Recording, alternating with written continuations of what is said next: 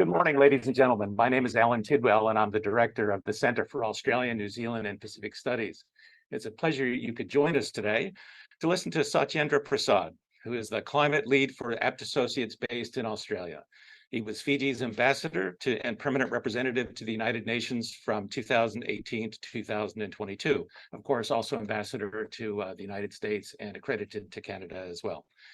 At the UN, Dr. Prasad was also chair for the Pacific Small Islands Developing States grouping of ambassadors.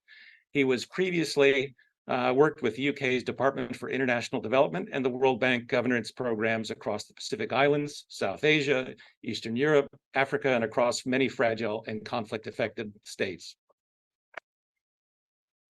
Prior to his work on international development, Dr. Prasad has been an academic at the universities in Fiji, Ireland, and Japan, and previously served as a commissioner to Fiji's Public Services Commission. Dr. Prasad is a non-resident senior fellow at the South Asia and Sustainability, Climate, and Geopolitics programs of the Carnegie Endowment for International Peace. And finally, we welcome Dr. Prasad as a new affiliate of the Center for Australian, New Zealand, and Pacific Studies. His talk today is entitled USA, the Blue Pacific, Diplomacy, Development, and Geopolitics. Dr. Prasad.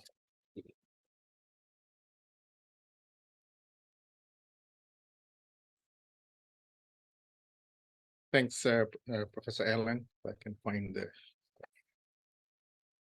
misplaced there. Okay, got it. Thank you very much for hosting me, and thank you all for joining in a week in which I think Pacific there's a bit of a crowded week on Pacific Islands in Washington. A rare week in which quite a few things are happening, and for all our friends and many colleagues joining online, and I know and unearthly hours in Australia and in the Pacific and in New Zealand. Thank you for joining. So to give a bit of flavor of what I want to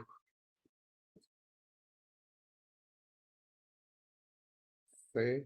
And these things are always, they tell you it will work, but they do not work when you need them. Forward, point it in that direction.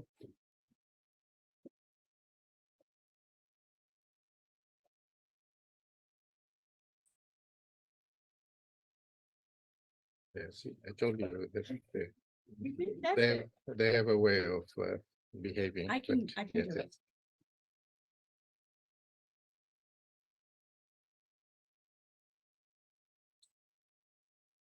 So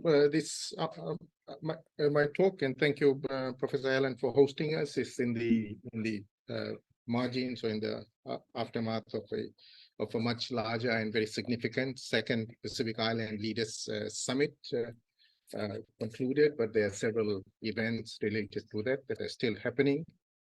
The first of the Pacific and US Summit was held in Washington nearly a year ago today. And this was followed by a follow-up summit in Papua New Guinea, and then the summit that has just been concluded. So this does suggest great intensity and purposefulness, which is quite significant. For people across the Pacific, strengthened international cooperation is an existential lifeline in the face of increasingly extreme climate challenges. They look to these partnerships with enthusiasm, but also with great expectation.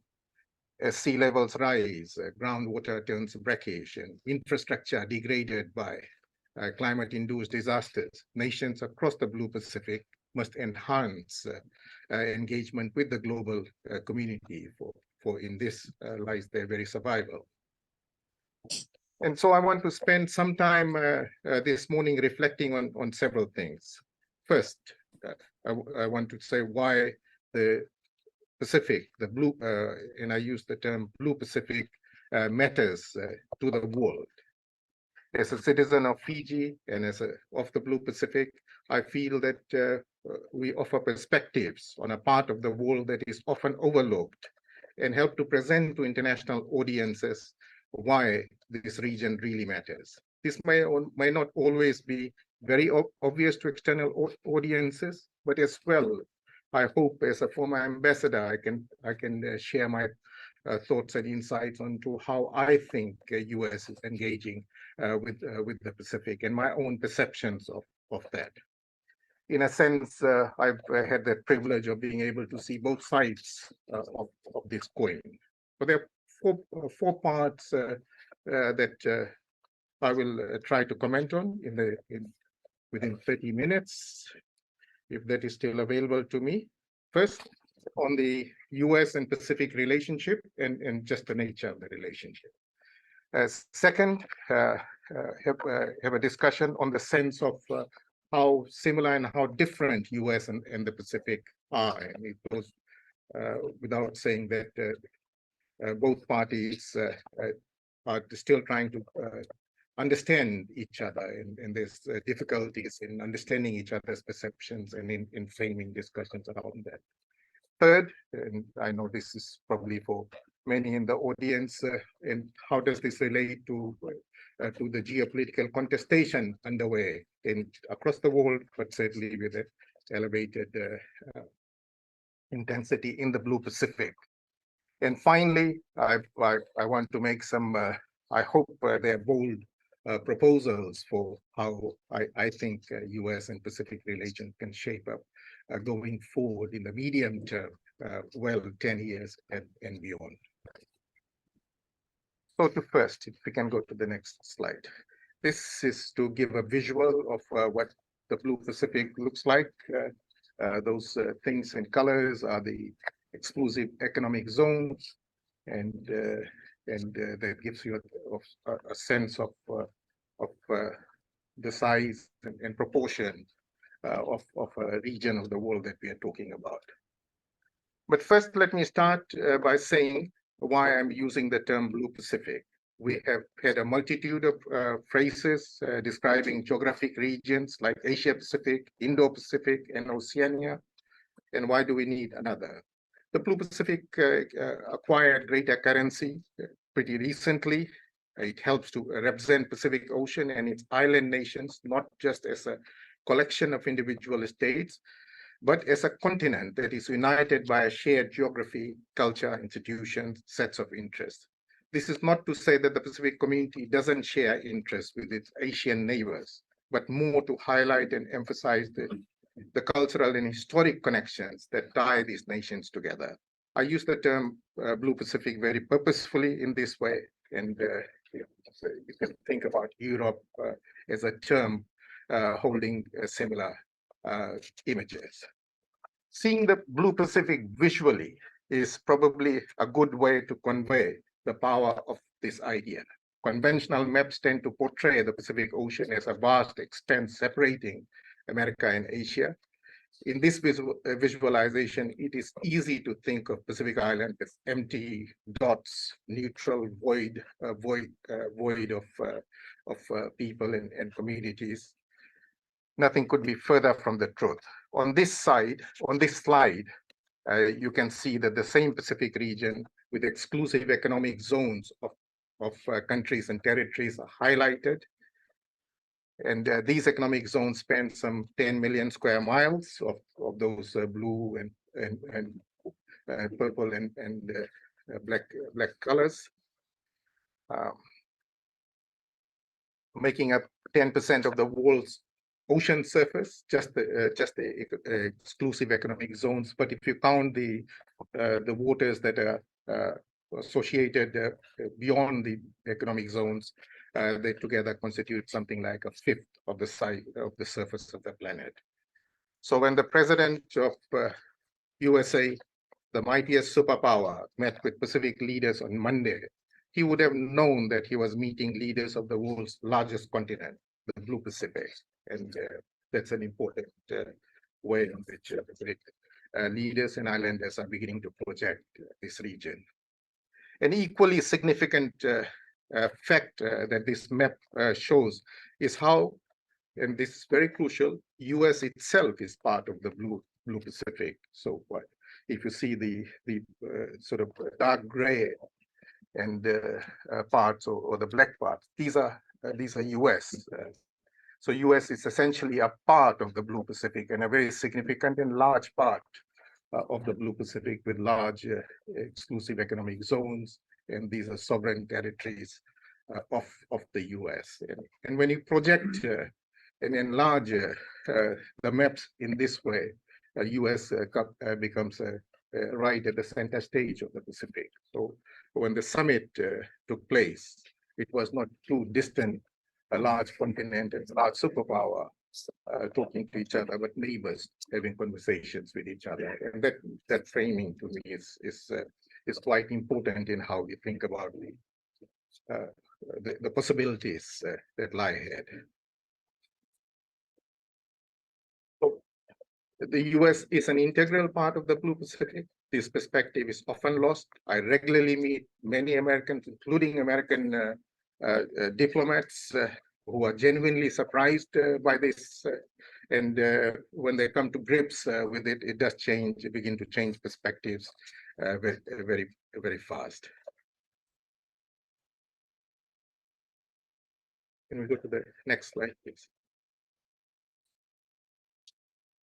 And so now I don't want to confuse you with the data, etc., but I wanted to, in this second part, give a bit of seascape, landscape about the development context in the Blue Pacific.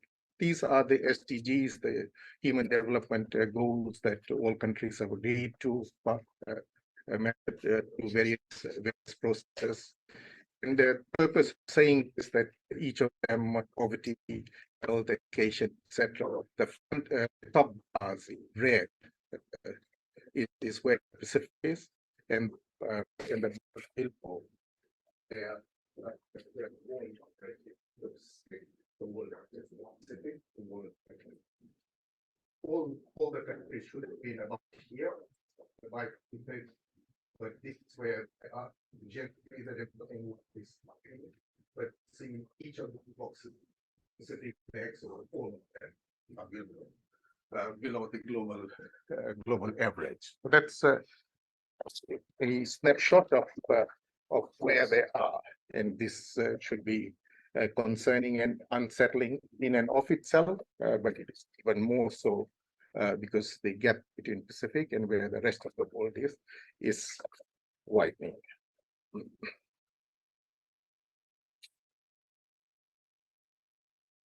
And but of course, also when we are talking about the Blue Pacific continent, there's no such thing as a very generalized experience. There's great variation between the countries. Nevertheless, these are the trend lines, and they would be useful in helping us think about how Pacific thinks about its external engagement, including its engagement with the US. As young and emerging democracies, they also have fragile institutions of governance, and this development context perhaps also demonstrates some of the different layers and levels of fragility and the consequence of fragile institutions and its impact on development outcomes. I raised this snapshot to underscore the very material and existential challenges facing Pacific leaders gathered here in Washington this week, because they do help to contextualize the weight that they carry on their shoulders. Across the board, Pacific Island countries are working in environments of increasing economic stress. Most countries enjoy only modest government revenues. And even those like PNG, which command substantial natural resources, struggle to put in place legislative and administrative structures to keep this wealth onshore.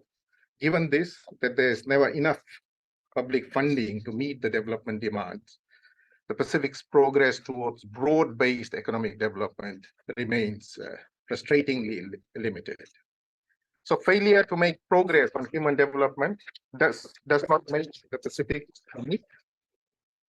So many developing countries are in the same proverbial boat. However, what is unique is the way and the extent to which the climate crisis is unfolding in the Pacific, the scale and breadth of its human development, of its impact across human development, including security. When a hurricane strikes US, its impact on the overall economy may be a small dip in its overall GDP. For example, damages and loss from one of the worst hurricanes, Hurricane Katrina, are estimated at approximately 0.1% of US's GDP. This was no doubt a horrific tragedy, but when Cyclone Pam struck Vanuatu in 2050, its impacts were felt across the whole of the economy. Cyclone Pam wiped out approximately 70% of Vanuatu GDP, and if you were to transpose that onto the US, that would be like wiping out $16 trillion of US's $24 trillion economy. I do not know how much professors are paid, but if you were paid $100,000 a year, it's like wiping out $66,000 of your annual income, surviving on the rest and beginning the recovery from that, and to do that repeatedly. So in the face of frequent and ever worsening climate-induced disasters, nations of Blue Pacific know that they cannot achieve their development aspirations alone. In their engagements with the external world, they feel and experience broad and deep disadvantage, whether they are at the World Bank, the IMF, or at climate or at climate finance institutions such as the Green Climate Fund. This is a recurring story. This is a worsening story. And in their engagement with the US, they seek collegiality to begin to fix some of this deeply entrenched disadvantages. Leaders across, and you would have seen from the press as well, across the Blue Pacific are generally enthusiastic about broadening their US partnership. They're excited about the US deploying all avenues available within its statecraft to give small states a fighting chance in the international development system. I believe that the US has a deep sense of what climate debt trap means for small states, a genuine understanding. It has a better appreciation of how many factors combine to create a meta cyclone of disadvantage that small states confront. Summits like the one just concluded are useful in helping US to understand this more intimately. And summits like these are also important venues for seeking both solidarity and commitment on the way forward. So based on that two storylines, one just where the Pacific is, and second, where they would like to see maximum leverage out of the US relationship, I've sketched two different perspectives of US and the Blue Pacific. It is my contention that at least in parts of the USA, the predominant thinking about its partnership with the US is through the broader strategic lens. On the other hand, Pacific Island leaders are more focused on securing concrete commitment to supporting their domestic development agenda, and especially the growing challenges of climate change, as I've described. It is my belief that in a world that is being fundamentally transformed by the climate crisis, these goals are not contradictory. They are broadly similar, and we need to work better to get a better alignment between these two. To highlight what I mean, I want to take opportunity to reflect on major achievements of the engagement at this one-year anniversary. In September last year, first summit resulted in a series of very significant announcements for action and support. And I won't list them, I think you'll pick them up, but they broadly included enhanced broadened diplomatic engagement, 800 million plus of new expenditure, enhanced action on climate change, on clean energy, etc. Significant progress has been made on enhancing the diplomatic engagement, no question about that. And you know, the new missions being opened, and recognition of Cook Islands and Niue yesterday, recognition of this concept of asymmetric sovereignties of small states having sovereignties that are defined very different. But less progress has been made on the delivery of the development side of the ledger. The additional funds and renegotiated compact of free association still need approval through the US Congress. Many of the commitments announced from the White House on Monday note that new commitments were also conditional on Congress approval. And this is something that the Pacific need to understand better. So there's a perception that US has delivered on many elements of the partnership that are aligned with its interest, but less on issues of importance to Pacific countries. And of course, there is a rational explanation for this, as high-level engagement and well-resourced embassy teams will be critical to achieving all other components of the partnership.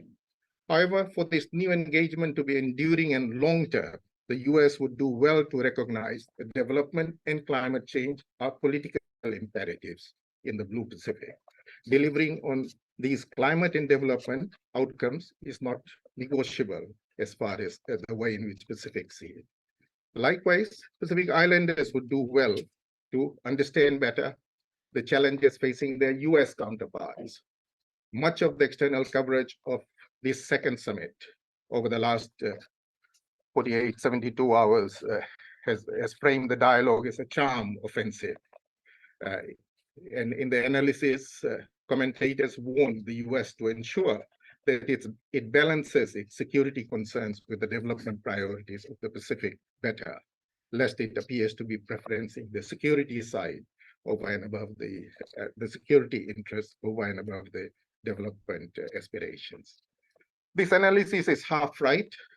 Leaders of countries from the Blue Pacific are not naive to the geopolitical reality of this era. They have navigated successfully geopolitical tussles of a previous era. Our colonial history is recent. We remember our how colonialism operated, and we have been living with geopolitical tussle of our era day in and day out. We do not need to be shielded from these realities. However, these commentators are also wrong.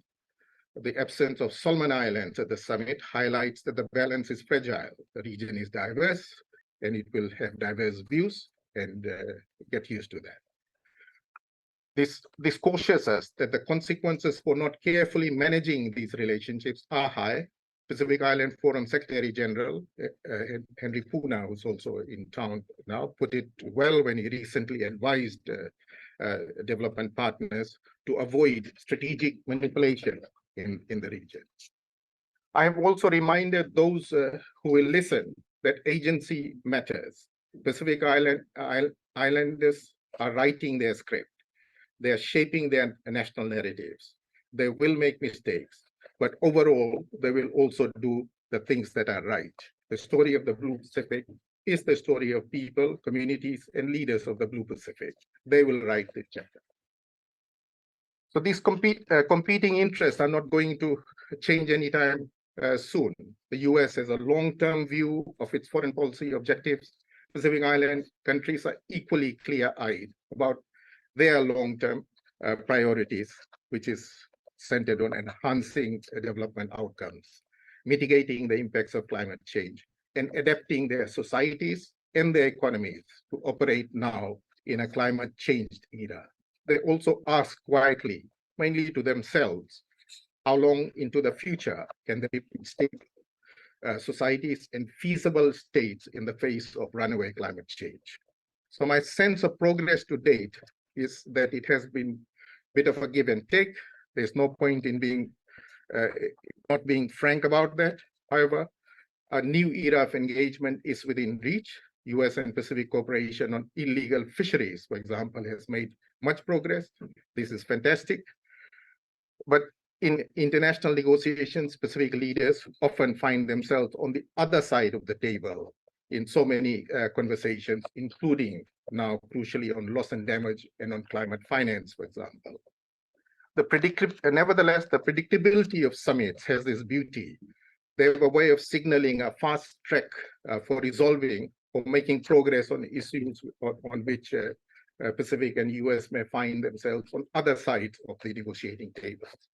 So this relationship needs to be carefully nurtured in this way, prepared to meet shocks, and I hope there's not one shock ahead in the near future.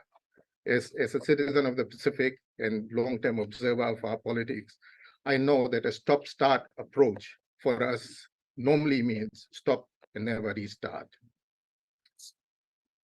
So two summits. Go to the next one. The 2 summits back-to-back travels to the region have presented opportunities for framing positive and mutually rewarding US and Blue Pacific framework. This is a good baseline, a good place to be. There are choices ahead, and one is to simply deliver on the promise of this new partnership and see that it gives enough strategic bounds to the US in the Pacific. The second is to see this as a start of a partnership that will define a new era that will shape a partnership of possibly limitless potential for the US and for the Blue Pacific. The first is a good outcome. The second is likely to be a transformational outcome. And it is the second that I want to favor. And what do I mean by that? In a climate change Blue Pacific, fisheries, for example, will become far more contested than they already are. And this is tuna that will migrate because of warming waters, increased illegal fisheries, and at some point the entire assets, etc., that are given to tuna will probably be criminalized or semi-criminalized. So what lies ahead is not nice. Currently, we estimate 1 in 3 tuna in the region is fished illegally. Kiribati, one of those countries in the middle map earlier, patrols its exclusive economic zone, which is just under the size of India, with a single patrol boat. A scaled-up maritime monitoring partnership between US and Blue Pacific could help bring some of the 600 to 800 million that is lost annually to illegal fisheries back shore each year. And at the same time, it may help to enhance US's own presence in the region. The second is for the US to extend tools across its statecraft for transformation of the global financial architecture. The global architecture does not work for the Blue Pacific. It does not work for small states, period. The options before the US are the limited reform package already before the Treasury, over which they've had some discussions yesterday.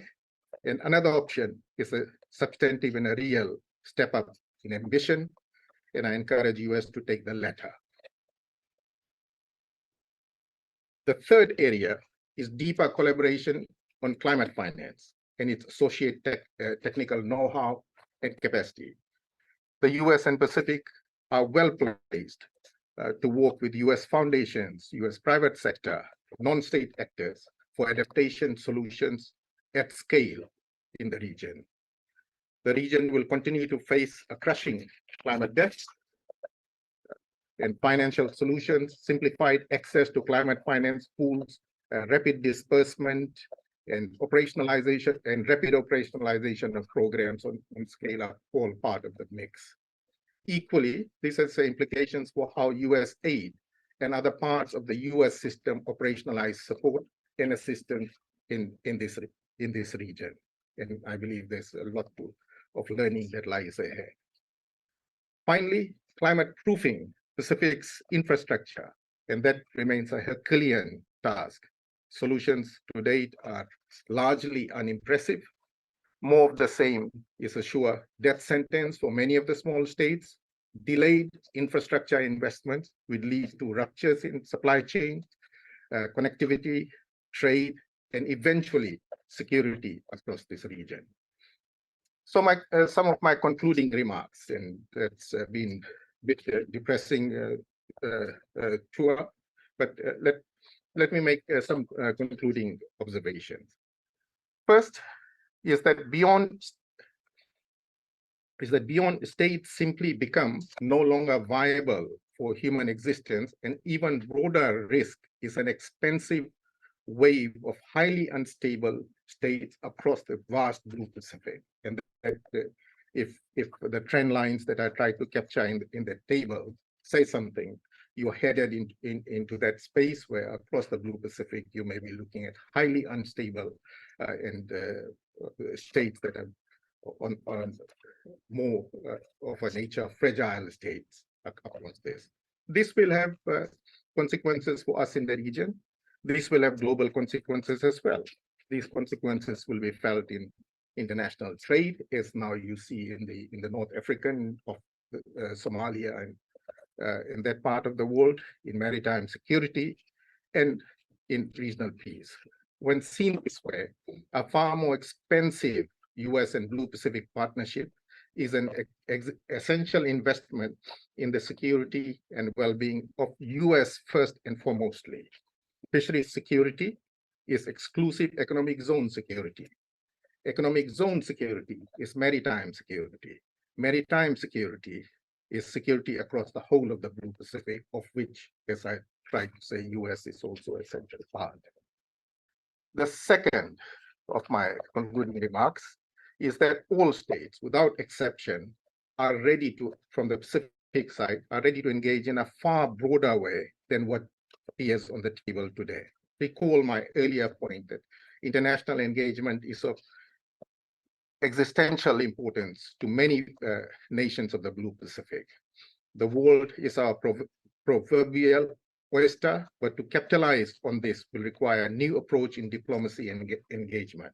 How both the US and Pacific listen and learn from each other, and how they build depth in their relationship will shape the future possibilities. Third, we are at the start, not the midpoint, of US private sector engagement with the Blue Pacific. The region will possibly become one of the world's main sources of protein in the future, a source of US and Asia's clean energy, and the pathways for nearly 80% of the world's trade as the global trade moves, center of the global trade moves into Asia.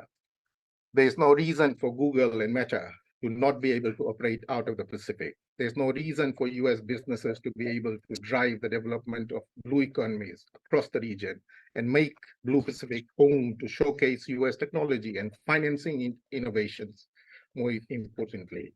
Already the single largest investment in Pacific tourism is by the Pacific diaspora in the US. Each day, Pacific diaspora in the US remit over $5 million back into the Pacific, many, many times more than the ODA of US.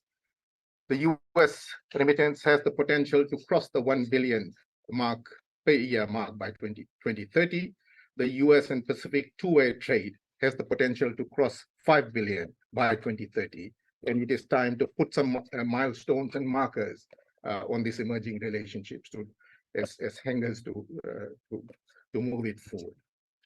Fourth, as we need to build a broader and shared outlook on US engagement in the Pacific, including, and I think this is an impossible one, through the US media.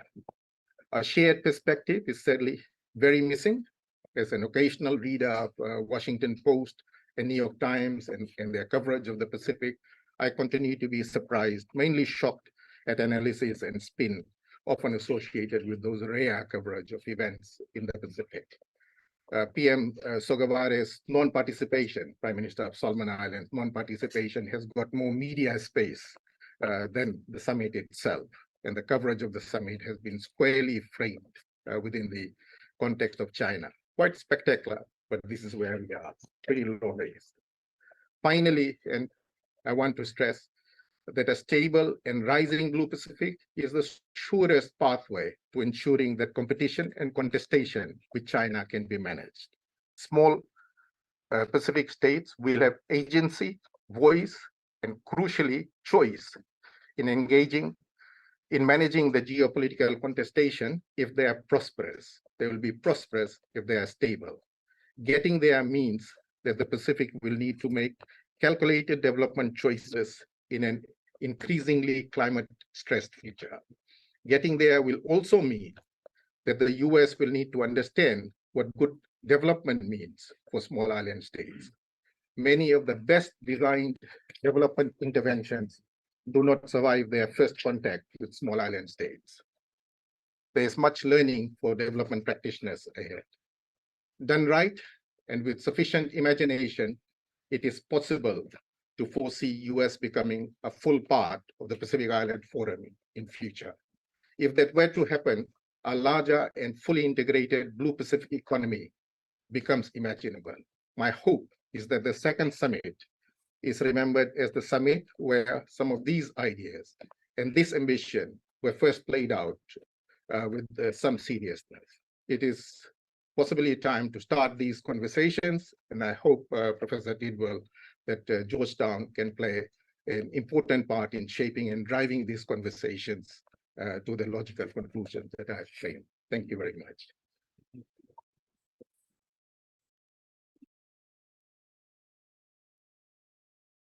Thank you, Dr. Prasad. Please join us.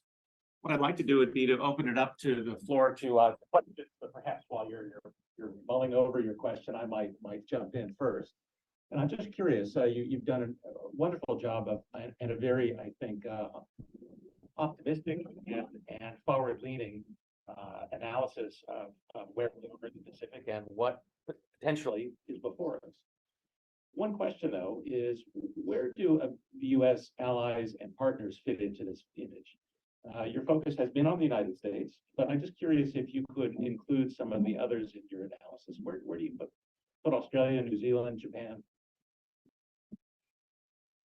So if I can answer in two parts. First, if I leave Australia and New Zealand, it's a different factor. UK, France, and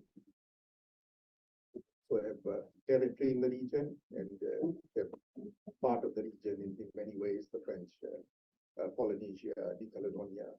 So they're very much part of the region. With Australia and New Zealand, we of course have a very different relationship. They're full members of the Pacific Island Forum. When Pacific says that this is our strategy for 2050, this is also the strategy for Australia and New Zealand. So that's there's a two-tier, and US is perhaps in the middle part of it. Growing this, for those of you who follow the Pacific and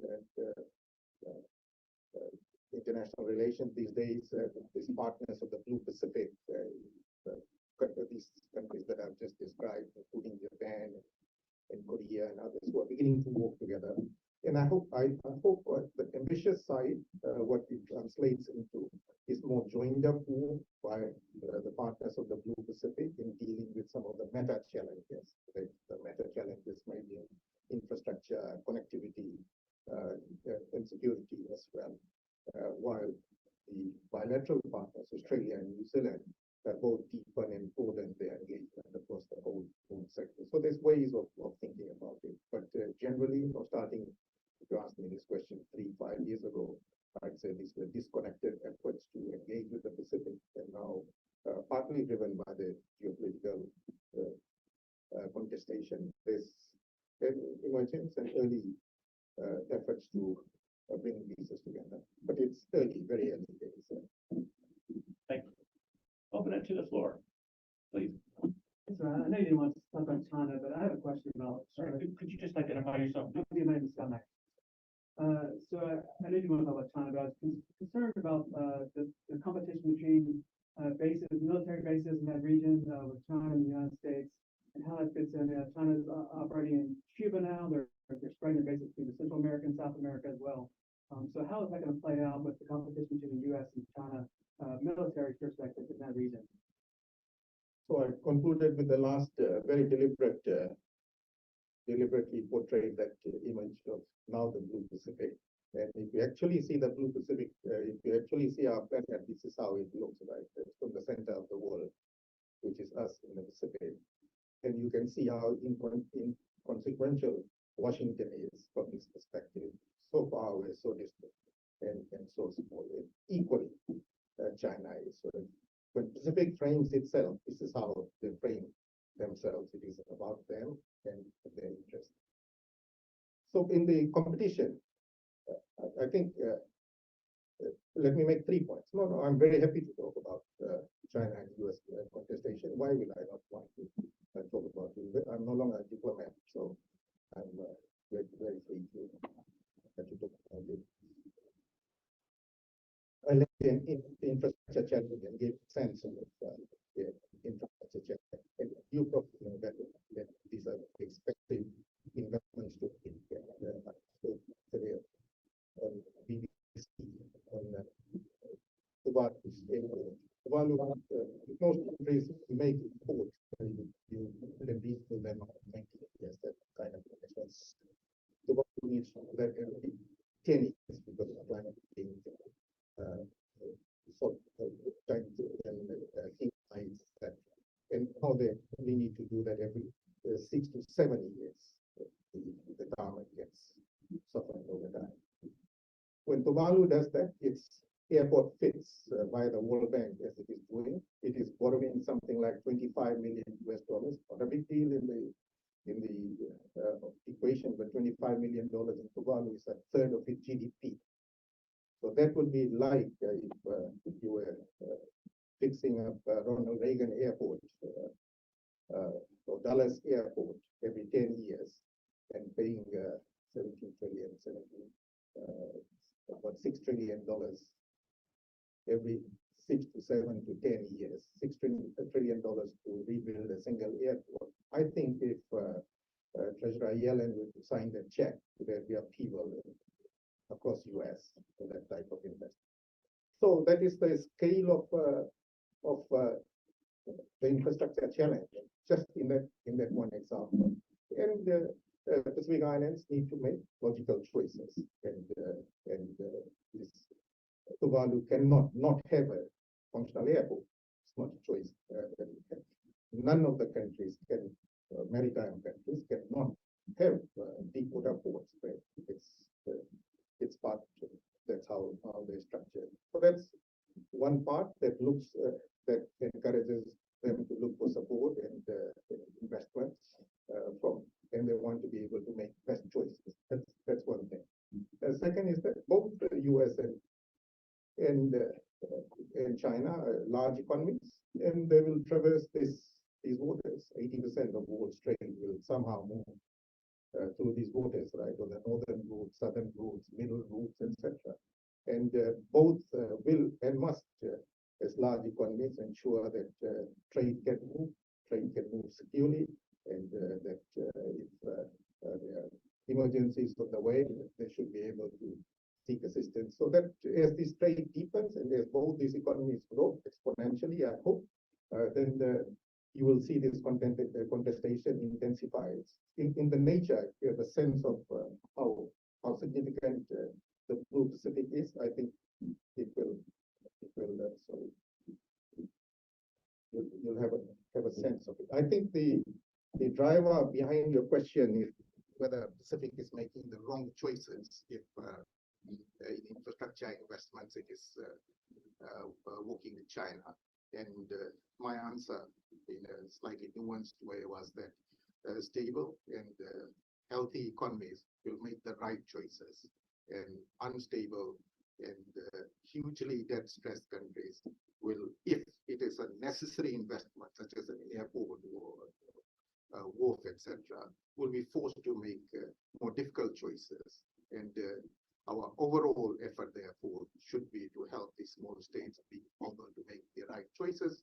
But if you see the trend lines today, it doesn't look a very promising trend line. I skipped the military part. You need military assets to back trade. I hope that has been the driver of how our world and civilization has emerged. If you're trading, you need assets to be able to protect your interests, which arise out of trade. Thank you very much. Other questions? Please. Yes, John Brewer, Department of Interior. I saw on your slide before this one, you mentioned the United States and PIP. Could you go a little bit further into that? I know that currently the United States is observer or some partner role, not a member. What do you see as this increase in U.S. involvement in the region? What do you see the role for the United States in the Pacific Island Forum? In my concluding, thank you very much for that. The way in which I wanted to end up was to say that can we put some not end goals, but some medium-term goals, and that let those medium-term goals then drive the relationship. So I said three things, and I just want to repeat that because they're interrelated. First, let's put a marker on trade. That if these small Pacific states would have 5 billion two-way trade by 2030, it lifts the entire bureaucracies on all sides to begin with. resolve the bottlenecks and all the other things. Right there, right? If we put a marker on the amount of US investment, it's about $500 million of US investments were beginning to flow into the region annually. Not a big deal, very much within range. That would begin to drive more private sector activities, etc. And the third is coming out of that would be the US saying that we are here, we are very much part of the region, and we want to work more collegially in a much more integrated way. And whether or not US wants to become Pacific member of Pacific Island Forum, that's not for me to say. Whether or not Pacific Island leaders want US to be part of the Pacific Island Forum, we are not for me to say. But as an ambition, I would like to propose that it is an idea worthy of consideration on the Pacific side and on the US side. And if there's any country that can make a case for being part of the Pacific Island Forum, as I tried to show in that map, US is very much part of this region. Like in Samoa, Guam, the Little Islands, Metlanta, and so on. And greater closer integration with Hawaii, the state, these are all within play. Okay. Yeah, please. Dan Nelson from New Zealand with the American Enterprise Institute. So thanks very much for coming up here. It's really important to get these forces from the Pacific up in this part of the world and on this coast of the US.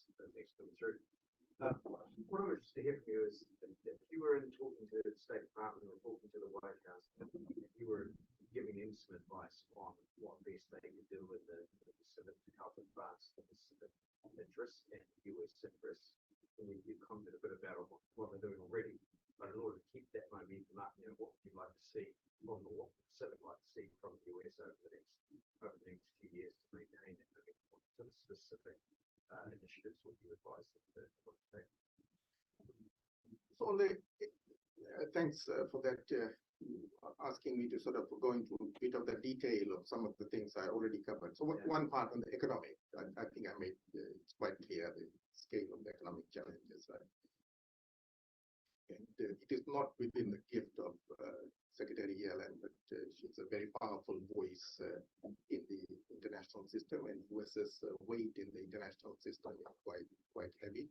If it were to use its weight and its influence in trying to make modest incremental changes in the international financial system, or even more, which is what I'm saying, dramatic and changes in the international financial system, I think it is doable within a reasonable period of time. What may this look like?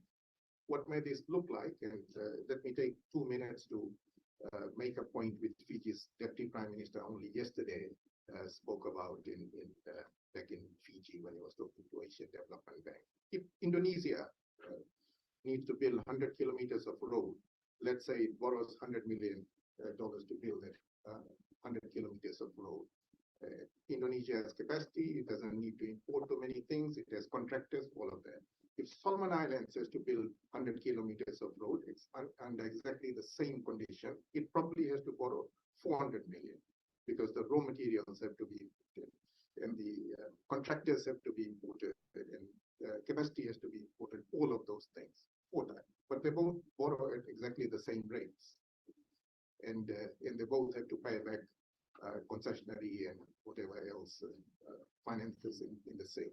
So if you were to make modest changes, that's okay, leave Indonesia alone, let it borrow as it could.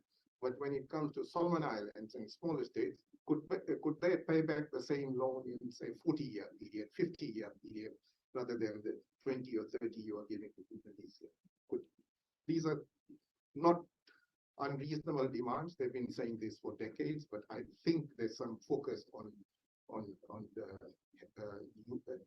US being able to use some of the levers available to it to try to bring about some of these changes. So that's these type of examples across in the development space. That's one. On second, on the fishery security, I think there are many elements. There's a lot happening. It's a great story, not only in 2 years, but with the sort of a great backstory.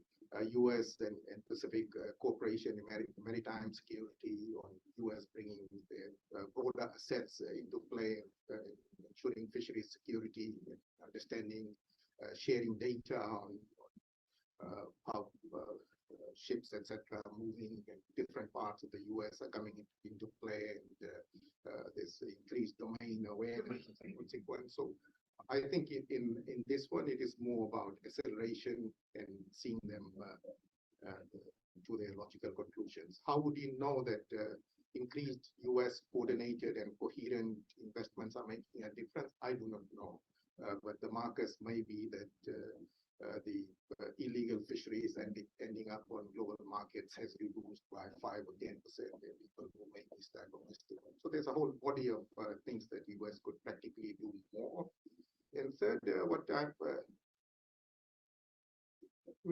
Pacific Islanders, as you will know very well, we are of different species. We are slightly different as a people. Relationships really matter. And I think just the US being in the region, seeing in the region, engaging in the region, in the Pacific matters much. And as these relationships develop, and as these relationships deepen, the strength of it will come many years. So it's a good journey, fantastic journey. I accompanied Secretary Blinken on his visit to Fiji now a couple of years back. That was the first Secretary of State, I think, in 37 years to have visited Fiji. And that these type of visits really matter for Pacific Islanders. And, so that's one another set of things. And of course, it is on the right track, as we've seen the embassies in the Solomon Islands open up, and in time, I think that will settle up. So that's some muddled responses to a range of things, but they're very detailed, practical things that US is very capable of doing, which does not require going back to Congress and seeking approval and doing all of that. That is within the gift of. For 20 years, I taught myself as an undergraduate in School of Foreign Service. So I've, there's conversations about undersea mining in the region, and I'm just thinking about how to, it's not a specific thing, but just what are your, foresights, or what do you think might happen in the region? How will that outcome? Thank you. So I wish you well in your studies. And if this is a question that you are studying absolutely the right thing. And it's if I go back please at no point take this whole idea of Pacific Islands being a very united type of family, because there's no such thing anywhere. There will always be tensions and pressure points on the Pacific solidarity. I think seabed mining is one of those potential. My own personal views are on the precautionary side, and Fiji as a country is also taken a precautionary that until the science becomes clearer, there should be precautionary that we should delay the start of commercial mining. Nauru and Kiribati and Tonga and Cook Islands and several countries take a different view. The Melanesian set of countries, Fiji, Solomon Islands, Vanuatu, and Papua New Guinea, have taken a more collective precautionary view recently. In the long term, everyone needs to be very careful about this. One, the political economy drivers are very deep and unsettling, because these are about critical minerals. The critical minerals that are part of going to be a great part of climate story. One, just economy of it, lots of need to be paid and lots of resources, etc. And that both of that is being played on states that are weak, perhaps, that are possibly unstable, and the phase of the development of new industry, where industry is not from there. So you have to think about the IPE in the 1960s and 70s, when companies were just beginning to emerge, right? So then necessarily the type of companies, they're probably not the right thing, I'm not making a judgment. But that's where the industry is, and they'll be to break the rules and not by the game as all of the things combined. I think we potentially explosive situation and potential environmentally difficult context ahead. The views of Pacific's leaders and the bureaucrats are making on this. And said that, I also note, I don't know, but my intuition is that we across the Pacific, we have more than 5 or 6 experts, Pacific and expert can give serious advice to our minds on the show doing on this.